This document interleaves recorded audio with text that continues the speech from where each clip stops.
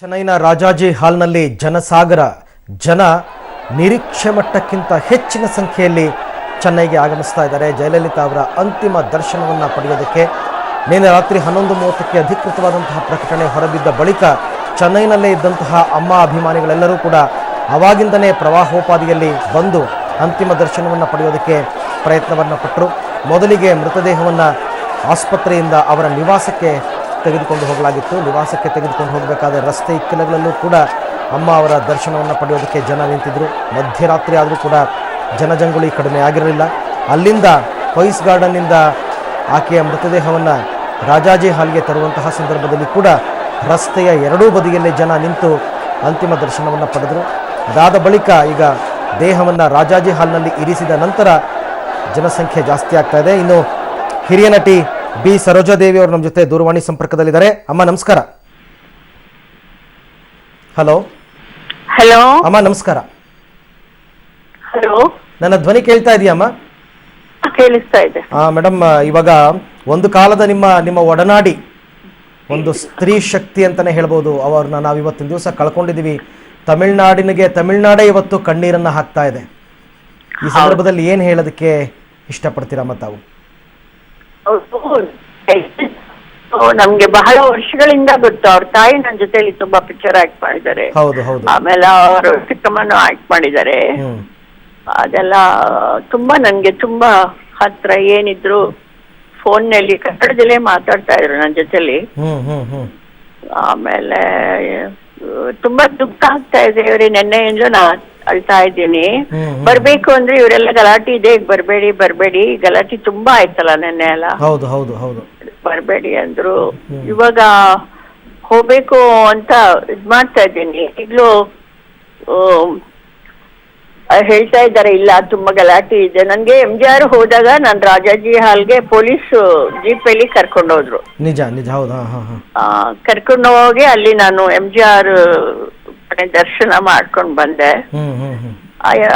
ಅಷ್ಟೇ ಇವರು ನನ್ನ ಜೊತೆಲೆಲ್ಲ ಪಾತ್ರ ಮಾಡಿದ್ದಾರೆ. ಇವರು ಜಯಲಲಿತಾ ಅವರು. ಹೌದು ಹೌದು. ಆದ್ರೆ ಒಂದು ಇವರು ಒಬ್ಬ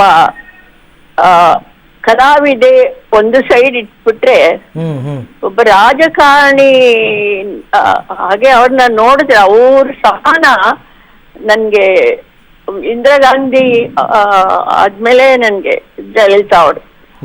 ಒಬ್ಬ ಹೆಣ್ಮಗಳು ಒಂದು ಕಡೆ ಫುಲ್ ಕಷ್ಟ, ಹೌದು, ಒಂದು ಕಡೆ ಫುಲ್ಲು ಟಾಪ್ ಮೋಸ್ಟ್ ಅವ್ರ ತರ ಒಬ್ರು ಹೆಣ್ಮಗಳ ಚೀಫ್ ಮಿನಿಸ್ಟರ್ ಇನ್ಯಾರನ್ನು ನೋಡಕ್ ಆಗಲ್ಲ ಅವ್ರನ್ನ.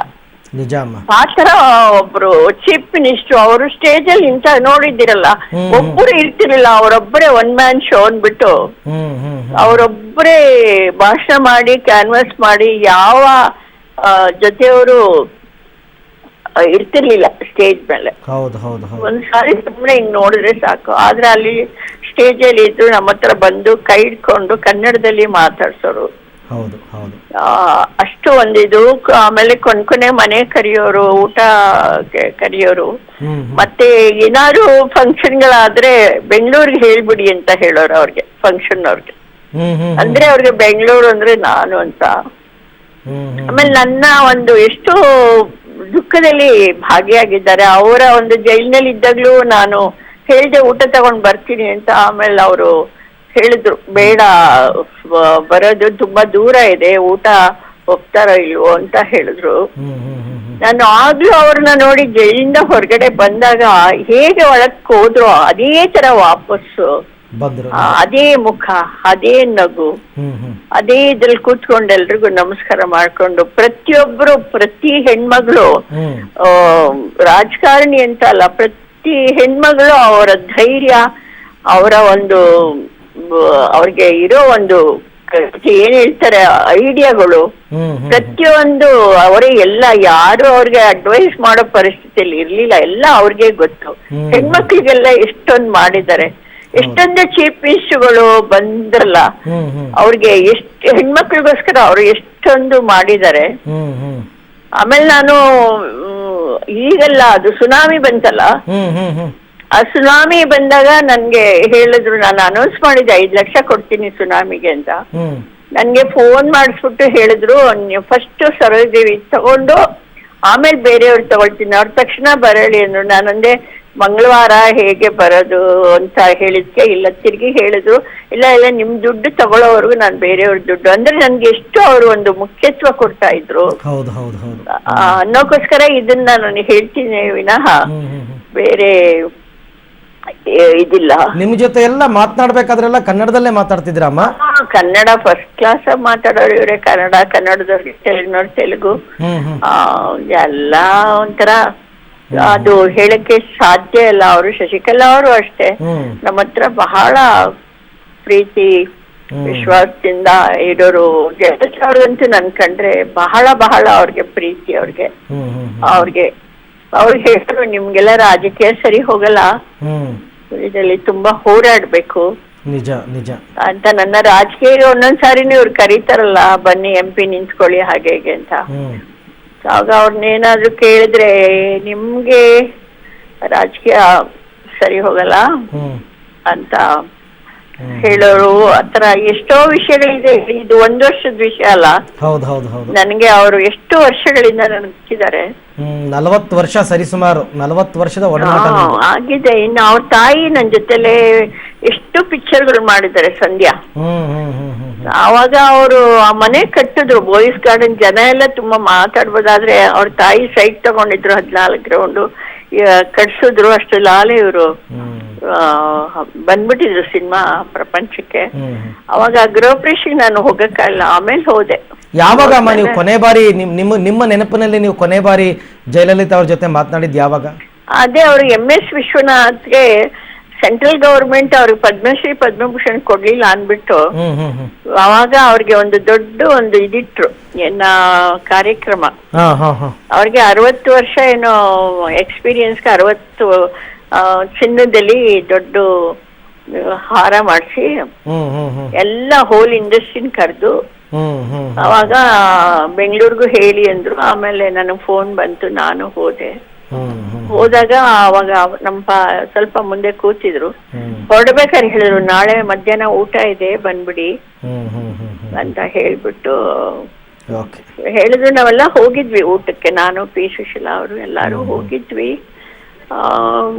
ತುಂಬಾ ನಮ್ ಜೊತೆಲಿ ಕೂತ್ಕೊಂಡು ನನ್ನ ಜೊತೆಲಿ ಕನ್ನಡದಲ್ಲೇ ಮಾತಾಡ್ತಾ ಇದ್ರು. ಹೇಗಿದ್ದೀರಾ, ಏನು ಆರೋಗ್ಯ ನೋಡ್ಕೊಳ್ಳಿ ಅಂತ ಎಲ್ಲ ನನ್ಗೆ ತುಂಬಾ ಹೇಳೋರು. ಅವ್ರ ಬರ್ತ್ಡೇ ಫೋನ್ ಮಾಡಿದಾಗೆಲ್ಲ ನನ್ ಫೋನ್ ಮಾಡಿ ಇಟ್ಟು 1 ಸೆಕೆಂಡಲ್ಲಿ ಮತ್ತೆ ಅವ್ರು ಫೋನ್ ಮಾಡೋರು ನನ್ಗೆ ಅದೇ ಆಶ್ಚರ್ಯ. ನನ್ ಮಾತಾಡಿ ಅವ್ರಿಗೆ ವಿಶ್ ಮಾಡ್ಬಿಡಪ್ಪ, ಅವ್ರು ಬ್ಯುಸಿ ಇರ್ತಾರೆ, ಸುಮ್ನೆ ಯಾಕೆ ಅಂದ್ರೆ ಅದು ಫೋನ್ ನಾನು ಇನ್ನೂ ನೆಲದ ಮೇಲೆ ಇಟ್ಟಿರಲ್ಲ, ಅಷ್ಟಲ್ಲಿ ನನ್ ಕಾಲ್ ಮಾಡಿ, ಯಾಕೆ ನೀವು ಫೋನಲ್ಲಿ ನನ್ ವಿಶ್ ಮಾಡಿದ್ರಿ, ನೀವು ಮುಖ್ಯವಾಗಿ ನನ್ಗೆ ಬರಕಿಲ್ವ, ನಂಗೆ ದೊಡ್ಡ ಅಕ್ಕ ಇದ್ದಾಗ ನೀವು ಮನೆಗ್ ಬಂದು ನನ್ ವಿಶ್ ಮಾಡ್ಬೋದಾಯ್ತಲ್ಲ ಅಂತ. ಅದ್ ಹೇಗೆ ಅವ್ರಿಗೆ ಅಂದ್ರೆ ಎಷ್ಟು ವಿಷಯಗಳನ್ನ ಹಂಚ್ಕೋಬಹುದು ಅಂದ್ರೆ, ಈಗ ಅದಕ್ಕೆ ಟೈಮ್ ಇದೆಯಾ ಇಲ್ವೋ. ಇವರು ಆದಿಚುಂಚನಗಿರಿ ಸ್ವಾಮೀಜಿ ಅವ್ರು ನನ್ನ ಹತ್ರ ಕೇಳಿದ್ರು, ಇದ್ರಲ್ಲಿ ಒಂದು ಕಾಲೇಜ್ ಬೇಕು ತಮಿಳ್ನಾಡಲ್ಲಿ, ನಮ್ಮ ಗೌಡ್ರೆಲ್ಲ ಒಂದು ಊರಿದೆ ಕುಪ್ಪಂ ಅಂತ, ಕಂಬಂ ಅಂತ ಹೇಳಿದ್ರು. ಹೇಳ್ಬಿಟ್ಟು ಜಯಲಲಿತಾ ಅವ್ರಿಗೆ ಹೇಳ್ಬಿಟ್ಟು ಏನಾರು ಮಾಡಿಸ್ಕೊಡಿ. ನಾಳೆ ಅಯ್ಯೋ ನಾನು ಇದುವರೆಗೂ ಹೊರತು ನಾನು ಏನು ಕೇಳಲಿಲ್ಲ, ನಿಮ್ಗೆಲ್ಲ ತಾಯಿ ನಮ್ಮ ಮಕ್ಳಿಗೆ ತಾನೇ ನಾವು ಕೇಳ್ತಾ ಇದ್ದೀವಿ ಹೇಳಿ ಅಂದ್ರು. ಆಮೇಲೆ ನಾನು ಹೋದೆ, ಕುಂಡ್ರಿಸಿ ಕಾಫಿ ಎಲ್ಲ ಕೊಟ್ಟು, ಏನು ಹೇಗಿದ್ದೀರಲ್ಲ ಕೇಳಿ, ನನ್ಗೆ ಒಂದು ಸಹಾಯ ಆಗ್ಬೇಕು, ಈ ತರ ಯಾವುದೋ ಮದುವೆ ಹತ್ರ ಒಂದು ಊರು ಏಲಕ್ಕಿ ತೋಟ ಎಲ್ಲ ಇಟ್ಕೊಂಡಿದ್ದಾರಂತೆ. ಅವ್ರಿಗೆ ಇದು ಅಲ್ಲಿ ಕಾಲೇಜ್ ಇಲ್ಲ, ಬಡವ್ರ ಮಕ್ಕಳೆಲ್ಲ SSLC ಮುಗಿಸ್ಬಿಟ್ಟು ಅಲ್ಲೇ ಕೆಲಸ ಮಾಡ್ಕೊಂಡಿದ್ದಾರೆ, ಶ್ರೀಮಂತರೆಲ್ಲ. ಹಲೋ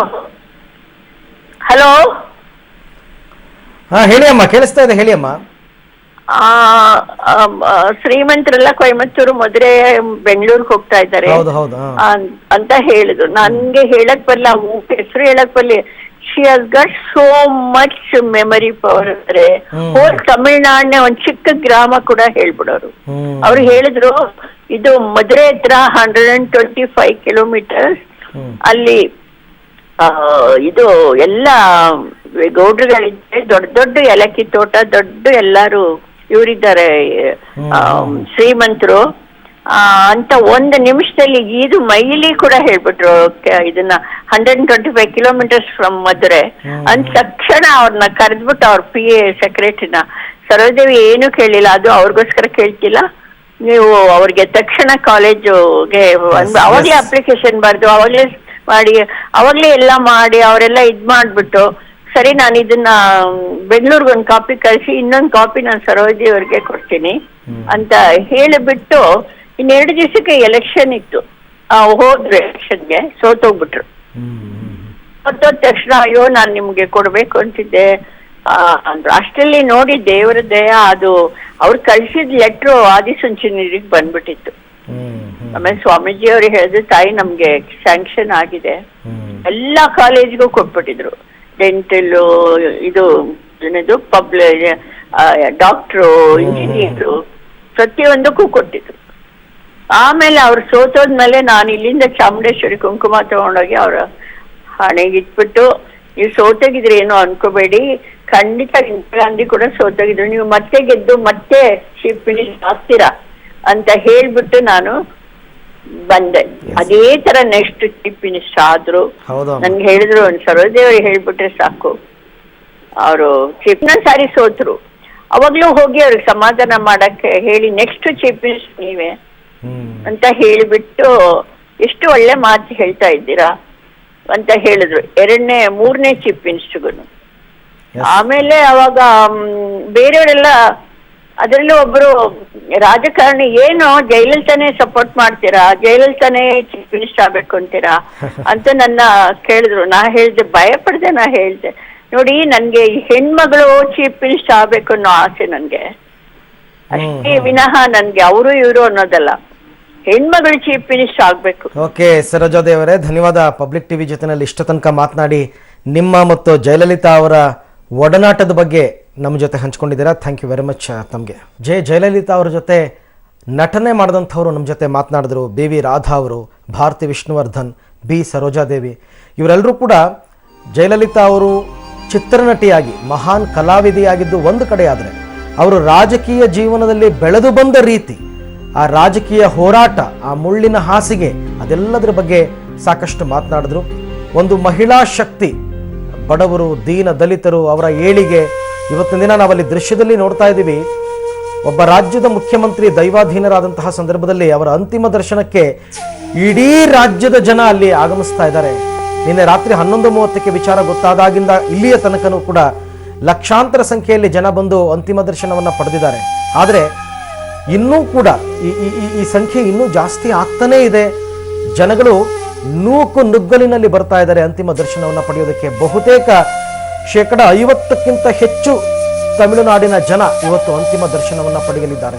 ಹಂಗೆ ನೋಡೋಕೋದ್ರೆ ನೇರವಾಗಿ ಅಲ್ಲಿ ಹೋಗಿ ನೋಡೋದಕ್ಕಿಂತ ಮಾಧ್ಯಮಗಳಲ್ಲಿ ಬಹಳ ಹತ್ತಿರದಿಂದ ಅಂತಿಮ ದರ್ಶನವನ್ನು ಮಾಡಬಹುದು. ನೀವೀಗ ನೋಡ್ತಾ ಇದ್ದೀರಾ, ಇಷ್ಟು ಕ್ಲಿಯರ್ ಆಗಿ, ಇಷ್ಟು ಹತ್ತಿರದಿಂದ ಅಂತಿಮ ದರ್ಶನವನ್ನು ಮಾಡೋದಕ್ಕೆ ಅಲ್ಲಿ ಹೋದರೆ ಆಗೋದಿಲ್ಲ. ಆದರೂ ಕೂಡ ಆ ಪ್ರೀತಿ, ಆ ಅಭಿಮಾನ, ಅದು ಜನರನ್ನ ಚೆನ್ನೈನತ್ತ ಕರ್ಕೊಂಡು ಬರ್ತಾ ಇದೆ. ರಾಜಾಜಿ ಪಾರ್ಕ್, ರಾಜಾಜಿ ಕ್ರೀಡಾಂಗಣ, ಇಲ್ಲಿಗೆ ಬಂದು ಆಕೆಯನ್ನು ನೋಡಬೇಕು, ಕೊನೆಯದಾಗಿ ಆಕೆಯನ್ನು ದರ್ಶನ ಮಾಡಬೇಕು. ಈ ಪ್ರೀತಿ, ಇದು ಯಾರು ಕೂಡ ಈ ರಾಜಕೀಯ ಸಭೆ ಸಮಾರಂಭಗಳಿಗೆ ಜನಗಳಿಗೆ ದುಡ್ಡು ಕೊಟ್ಟು ಬಸ್ಸಲ್ಲಿ ಕರ್ಕೊಂಡು ಬರ್ತಾರಲ್ಲ, ಹಾಗಲ್ಲ. ಅದು ತಾವೇ ತಮ್ಮ ಪ್ರೀತಿಯಿಂದ ರಾತ್ರೋರಾತ್ರಿ ತಮ್ಮ ಊರುಗಳನ್ನು ಬಿಟ್ಟು ಬಂದು ಚೆನ್ನೈನಲ್ಲಿ ಆ ನೂಕು ನುಗ್ಗಲಿನಲ್ಲಿ ಆ ಲಕ್ಷಾಂತರ ಜನರ ಮಧ್ಯದಲ್ಲಿ ಆಕೆಯ ದರ್ಶನವನ್ನು ಪಡೆಯೋದು ಅಂತ ಇದೆಯಲ್ಲ, ಅದಕ್ಕೋಸ್ಕರ ಜನಾನುರಾಗ ಅಂತಂದ್ರೆ ಇದೇನೆ, ಜನರ ಪ್ರೀತಿಯನ್ನು ಗಳಿಸುವುದು ಅಂತಂದ್ರೆ ಹೀಗೆ.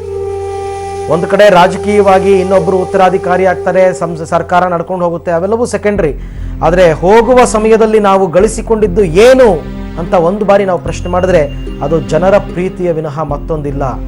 ಒಬ್ಬ ನಿಜವಾದ ರಾಜಕೀಯ ಪಟುಗೆ, ಒಬ್ಬ ನಿಜವಾದ ರಾಜಕಾರಣಿಗೆ ಸಲ್ಲಬೇಕಾದಂತಹ ಗೌರವ, ಸಲ್ಲಬೇಕಾದಂತಹ ಅಂತಿಮ ದರ್ಶನ, ಆ ಒಂದು ಪ್ರೀತಿ, ಇವೆಲ್ಲವೂ ಕೂಡ MGR ನಂತರ ತಮಿಳುನಾಡಿನ ಜನ ಇಷ್ಟೊಂದು ಕಣ್ಣೀರು ಹಾಕಿದ್ದು ಅದು ಜಯಲಲಿತಾ ಮೃತಪಟ್ಟ ಸಂದರ್ಭದಲ್ಲಿ.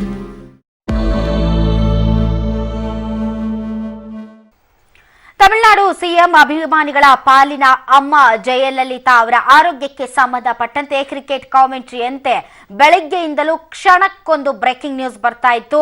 ಕ್ಷಣಕ್ಕೊಂದು ರೀತಿಯಾದ ಚಿಂತಾಜನಕದ ವರದಿಗಳು ಸಿಗ್ತಾನೆ ಹೋದ್ವು. ಜಯಲಲಿತಾ ಅವರ ಆರೋಗ್ಯ ಸ್ಥಿತಿ ಕ್ಷಣಕ್ಕೂ ಬಿಗಡಾಯಿಸ್ತಾ ಇರುವ ಹಿನ್ನೆಲೆಯಲ್ಲಿ ಈಗ ತಮಿಳುನಾಡಿನಾದ್ಯಂತ ಪೊಲೀಸ್ ಸರ್ಪಗಾವಲನ್ನು ಏರ್ಪಡಿಸಲಾಗಿದೆ. ಜೊತೆಗೆ ಅಲ್ಲಿನ DGP ಎಲ್ಲ ಹಿರಿಯ IPS ಅಧಿಕಾರಿಗಳು ಕೂಡ ಆಸ್ಪತ್ರೆಯ ಬಳಿ ಬರಬೇಕು ಅಂತಕ್ಕಂಥ ಆದೇಶವನ್ನು ಕೊಟ್ಟಿದ್ದಾರೆ. ಯಾವುದೇ